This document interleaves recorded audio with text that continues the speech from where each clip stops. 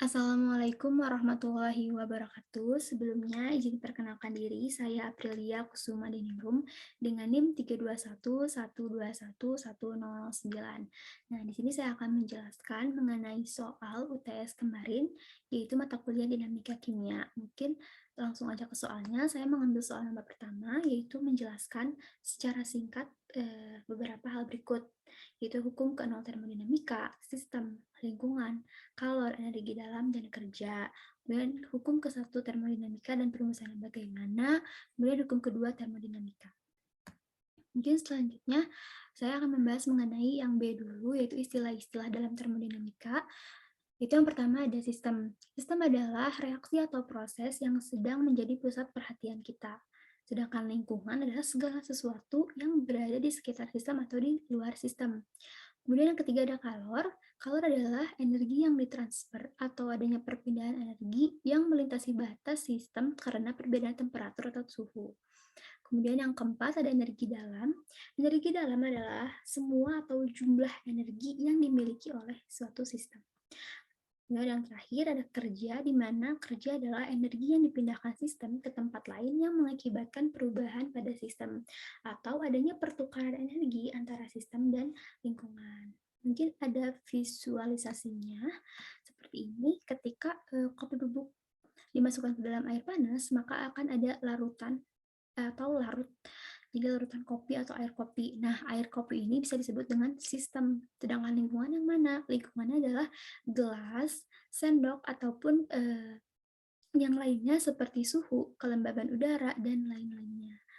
Nah, dalam sistem ini kan memiliki energi. Nah, semua energi dalam sistem ini itu bisa disebut dengan energi dalam. Nah, kalau kalor bagaimana? Kalau kalor misalnya ketika sendok itu kan memiliki suhu ruang. Ketika dimasukkan ke dalam air panas, maka sendok lama-kelamaan akan menjadi hangat atau panas. Nah, itu terjadi karena adanya kalor, yaitu perpindahan energi. Tuh. Selanjutnya, hukum keenol termodinamika.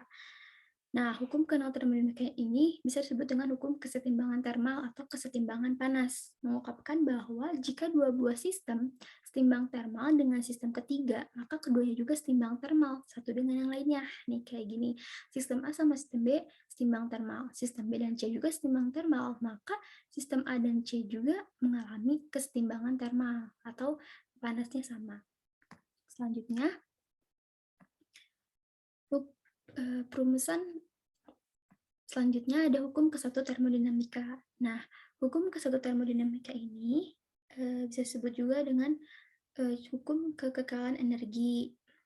Nah, di mana berbunyi energi tidak dapat diciptakan ataupun dimusnahkan, namun dapat diubah dari suatu bentuk ke bentuk lainnya. Artinya, jumlah energi internal suatu sistem adalah tetap. Nah, ada pun perumusannya nih, yaitu walaupun energi berada dalam berbagai bentuk, jumlah energi total adalah tetap, dan apabila suatu energi hilang dari satu bentuk, maka pada waktu bersamaan energi itu akan berubah menjadi bentuk lain.